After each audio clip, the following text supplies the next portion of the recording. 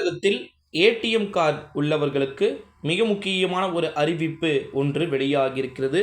ATM பயனாளர்களாக நீங்கள் வெளியான ஒரு எச்சரிக்கை அறிவிப்பு. இதை பற்றித்தான் இந்த வீடியோவில் பார்க்க போகிறோம். இன்றைய காலகட்டத்தில் அனைவருக்குமே பார்த்திங்கன்னா வங்கி கணக்கு வைத்துள்ளார்கள். அப்படி வங்கி கணக்கு வைத்துள்ள அனைவரிடமும் பணத்தை எடுப்பதற்காக கட்டாயம் ஏடிஎம் கார்டு இருக்கும். வங்கிகளுக்கு நேரடியாக சென்று அலையாமல் தேவைப்படும் பொழுது ஏடிஎம்களில் எளிதாக பணத்தை எடுத்துக்கொள்ளலாம். எங்கே வேணால் ஒரு அவசரத்திற்கு நம்ம எங்கன்னா வெளியே சுற்றுலா சென்று இருக்கிறோம் என்றாலும் சரி, அவசர தேவை இருக்கிறது, என்னதான் மொபைலில் ஜிபே அது போல் வசதிகள் பல இருந்தாலும் இல்லை, பட் கார்டு மட்டும் இருக்குது அப்படின்னா நமக்கு ஒரு 1000 ரூபாய் தேவையா எடுத்துக்கொள்ளலாம், இல்லை 500 ரூபாய் தேவையா எடுத்துக்கொள்ளலாம். இந்த ஒரு சூழ்நிலைகள் தான் அந்த ஏடிஎம் கார்டு வைத்திருக்கக்கூடிய பயனாளர்களுக்கு மிக முக்கியமான அறிவிப்பு என்பது வெளியாகி இருக்கிறது. ஏடிஎம்களில் பணம் எடுப்பதற்கு சில கட்டுப்பாடுகள் உள்ளன. ஓகேங்களா, ஒரு மாதத்தில் குறிப்பிட்ட முறைதான் இலவசமாக ஏடிஎம்களில் பணத்தை எடுத்துக்கொள்ள முடியும் என பல வங்கிகளும் கட்டுப்பாடுகள் ரொம்ப ஸ்ட்ராங்கான ரெஸ்ட்ரிக்ஷனை 2022 சம்திங் இந்த கோவிட்-19 லாக்டவுன் போச்சு பார்த்திங்கன்னா, முடிகிற டைமில் இதை அனௌன்ஸ்மெண்ட் பண்ணாங்க. அதுக்கு முன்னாடிலாம் அப்படி இல்லை. ஒரு 6 வருஷம் 5 வருஷத்துக்கு முன்னாடிலாம் அப்படி கிடையாது. இப்போ தான் அது ஒரு புது ரூலாக போட்டிருக்காங்க.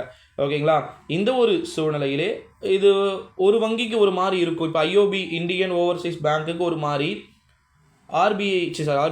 எஸ்பிஐக்கு ஒரு மாதிரி, ஸ்டேட் பேங்க் ஆஃப் இந்தியாவுக்கு ஒரு மாதிரி, சிட்டி யூனியன் பேங்க்குக்கு ஒரு மாதிரி இருக்கலாம்.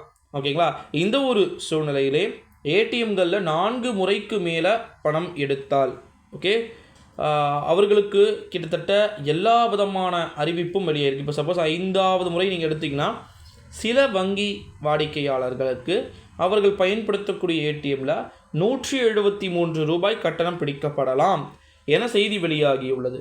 இந்த செய்தி வங்கி வாடிக்கையாளர்கள் மத்தியில் அதிர்ச்சியை ஏற்படுத்தினாலும் கூட இன்றளவும் இது நடைபெற்று கொண்டு வருகிறதை நாம் அறிவோம்.